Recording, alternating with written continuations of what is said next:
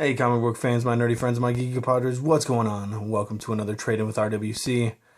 It is snowing like crazy out right now, and you probably won't see this video for quite a while, but it's snowing, yeah, like nuts. Like nuts.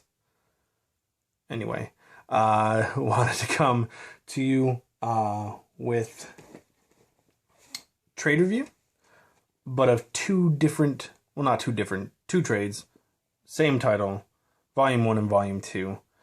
And that is 100 Bullets, First Shot, Last Call, and Split Second Chance.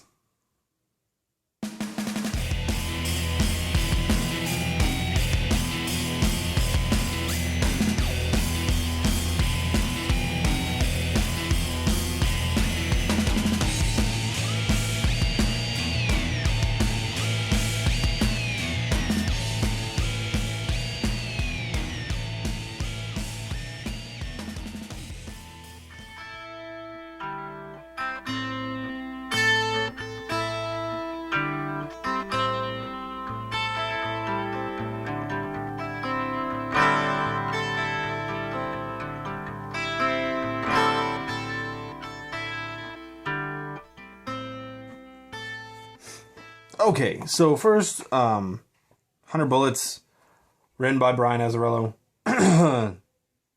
Eduardo Riso did the art, which is fantastic. Is it Dan Johnson? Dave Johnson. So close. Dave Johnson did the covers. Grant Golish did... Oh my god, did I say colors? I meant covers. Dave Johnson did the covers. Really, Cat? Are you serious right now? For real. Ridiculous. Anyway, Dave Johnson did the covers, Grant Golish did the colors, and Clem Robbins did the lettering. 100 Bullets, I think I read that, like I borrowed this from a friend of mine before, and I read it because the story was, like, I kind of knew it already. So it was cool to go over it again. But what we have here is what I originally had thought was just like two separate short stories about Agent... Oh shit, now I can't remember anything. Agent Grant, I believe is his name.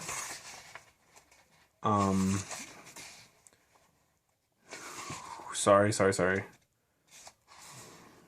Agent Graves. Oh my gosh, names with me today. Terrible.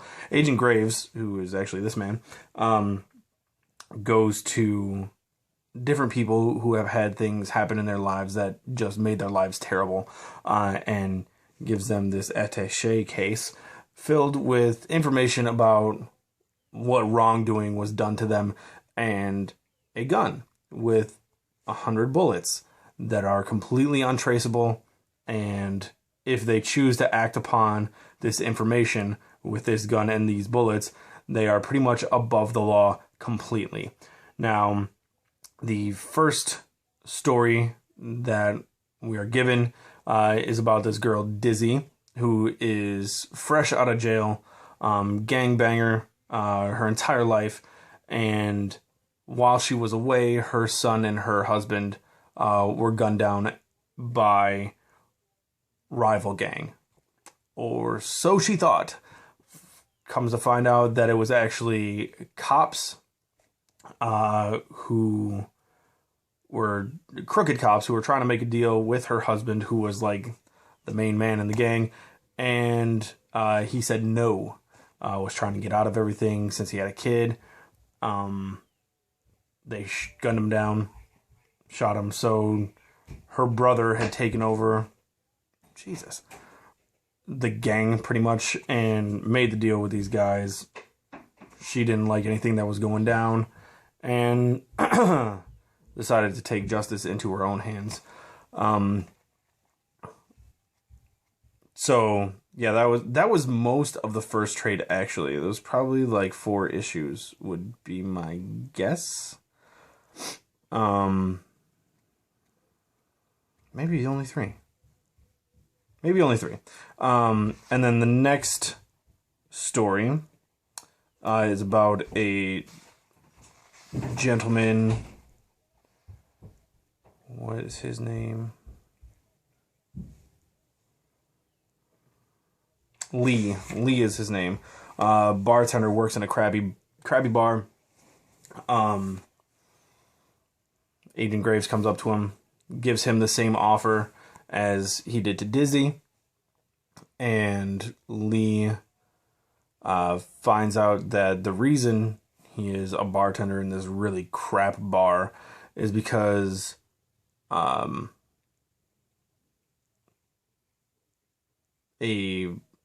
girl, I want to say woman, but she, in the past, she was a girl having fun with her friends on the internet, and loaded kiddie porn onto Lee's computer. He was a big shot in the culinary industry, had a wife, 2 kids, got charged for kiddie porn, put away, came back. Everybody hates him. Kids hate him. They won't even talk to him. So Lee is given the case, the guns, the bullets, everything, and the information about this girl who did this. He doesn't shoot her, which is not good for him because she ends up shooting him. I guess, I mean, I'm giving out spoilers, but this book is, I wouldn't say super old, but it's old enough. What? 90...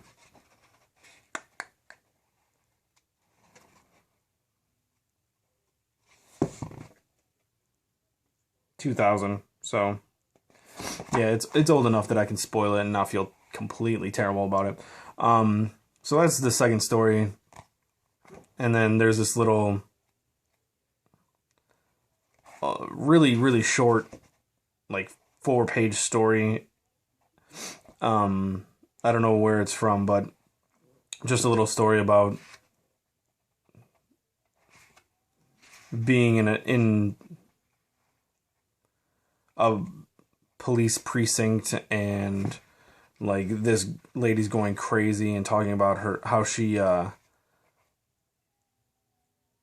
killed someone with untraceable bullets and talked to this Agent Graves and all this, blah blah blah, and the cop she's talking to pretty much ushers her out of the building, and she's like, "You're free to go, nothing, you can't confess to this, whatever." And he goes back to his desk where he was mid-conversation with Agent Grace himself. So kind of a little, like, gives you a little information about how gave the police officer some information about how legit this deal is. It's untraceable. The only way she got caught was she turned herself in, but he didn't even take her. So that was pretty much volume 1. Volume 2, we get deeper into the whole story. Like, I thought this series was just going to be a whole bunch of these little short stories, which I was cool with. And it still is a whole bunch of little short stories about people getting the same deal. But then there's another layer to it where you get the huge story about Agent Graves and who he works for and people going after him. This is the part I'm not going to spoil because I don't know enough about it yet. I need to get volume 3 so I can get deeper into that. But basically, he works for this trust of people. He's not actually an agent in any known government type, like FBI, CIA, and none of that. But it gets really interesting with them. In volume 2, like I said, we get short stories. This next one's about a gambler who, you know, can roll the dice and know every time what it's going to come up as by the way he holds it in his hand. He's in debt to a bookie. His friend from back in the day buys his debt off of that bookie and tears it up in front of him, and it turns out he screwed his friend into going into jail. It's crazy. That's a crazy story. Really good though. What's the next one?